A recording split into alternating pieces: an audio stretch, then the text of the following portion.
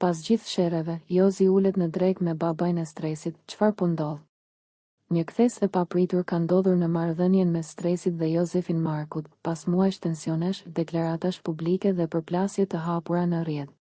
Së fundmi, Jozi ka publikuar në Instagram disa foto nga një drekë ku ai shfaqet së bashku me Sali Lushajn, babajnë e Stresit, gjë që menjëherë ndezi aludime për një paqe të mundshme mes palëve. Takimi vjen pas një periudhe të gjatë konfliktuale, ku dy reperat shkëmbyen kritika dhe akuza publike.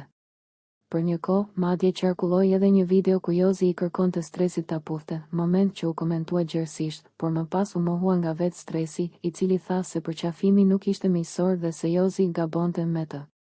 Këtë herë, Jozi theksoi se bëhej fjalë për një drekë të qetë mes miqve të përbashkët dhe se mes tij dhe Stresit nuk ka asgjë të keqe personalisht.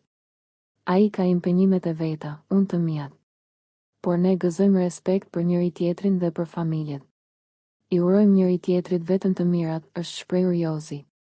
Takimi me Sali Lushajn po interpretohet si një veprim me peshë, ndoshta një sinjal i qartë paqeje, apo një përpjekje për të ulur tensionet që janë shndërruar prej muajsh në çështje publike.